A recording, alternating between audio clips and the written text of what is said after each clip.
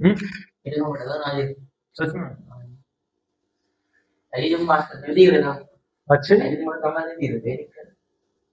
Right. कल हमने पढ़ा था भाई वैद्युत क्षेत्र की तीव्रता, और वैद्युत क्षेत्र के बारे में जाना था कि वो क्या क्या हुए हैं। एक सवाल मन में आपके लिए छोटा था। सवाल ये था कि वैद्युत क्षेत्र की दिशा के बारे में बताया था हमने, धनावेश से दूर की ओर और ऋण आवेश के पास की ओर। ऐसा क्यों होता है? कोई कमेंट नहीं आया, चलो मैं ही बता रहा आपको ऐसा क्यों हो। क्योंकि हम परीक्षण खातर हमेशा धन आवेश लेते हैं। परीक्षण जो आवेश हो है वो धनात्मक हो, और धनात्मक आवेश को अगर किसी धनावेश के पास छोड़ा जाएगा तो सिंपल सी बात है कि वो उससे दूर ही भेजेगा, क्योंकि समान आवेश में प्रतिकर्षण हो है। वहीं अगर उसे माइनस आवेश के पास छोड़ा जाए तो वो उसे अपनी ओर खींचेगा, क्योंकि विपरीत आवेशों में आकर्षण होता है।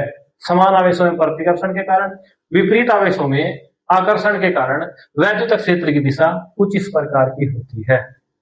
ठीक है, आज के लिए आपका क्वेश्चन है कि आवेश जो परीक्षण खातर यूज करें हम, वो धनात्मक ही क्यों होता है, ऋणात्मक क्यों नहीं होता? ऋणात्मक भी तो हो सके, फिर वैद्युत क्षेत्र की दिशा उल्टी हो जाएगी। पर नहीं, ऐसा होता नहीं। हम सदैव धन परीक्षण आवेश यूज करते हैं। आप बताओगे कमेंट में क्यों? इसी के साथ आज का टॉपिक शुरू कर रहे हैं। टॉपिक है बिंदु आवेश के कारण वैद्युत क्षेत्र की तीव्रता। मतलब एक कोई पॉइंट चार्ज है, मान लिया पॉइंट चार्ज है क्यों, ठीक है, क्यों पॉइंट चार्ज से हमें आर दूरी पे वैद्युत क्षेत्र की तीव्रता कितनी होगी ये ज्ञात करना। यहां हमने एक धन परीक्षण आवेश ले लिया, क्या नोट, क्लियर है बात? अब इससे इस पे कितना बल लग रहा है इन दोनों के बीच, ये कैलकुलेट कर लो पहले।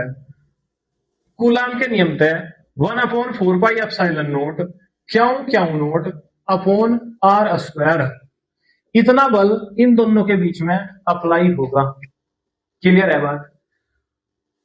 और वैद्युत क्षेत्र की तीव्रता का मेन फार्मूला क्या होता है? एफ अपॉन क्या नोट।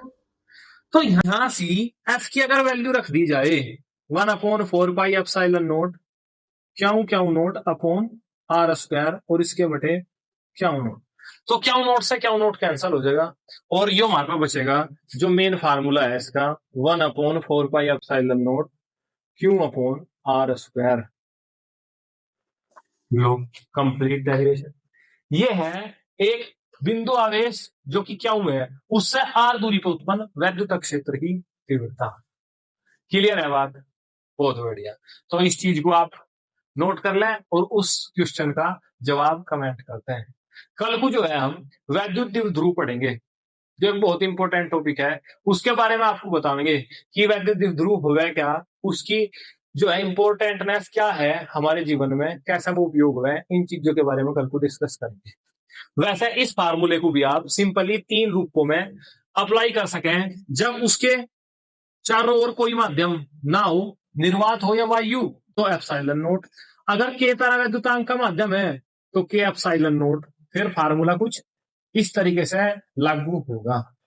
और अगर कोई माध्यम है जिसकी वैद्युतशीलता एप्सिलॉन एम है तो फार्मूला कुछ इस तरीके से लागू होगा। क्लियर है भाई बात? तो हमारा ये टॉपिक कंप्लीट होता है। कल को मिलेंगे एक नेक्स्ट टॉपिक के साथ, वैद्युत द्विध्रुव और उसका आघूर्ण।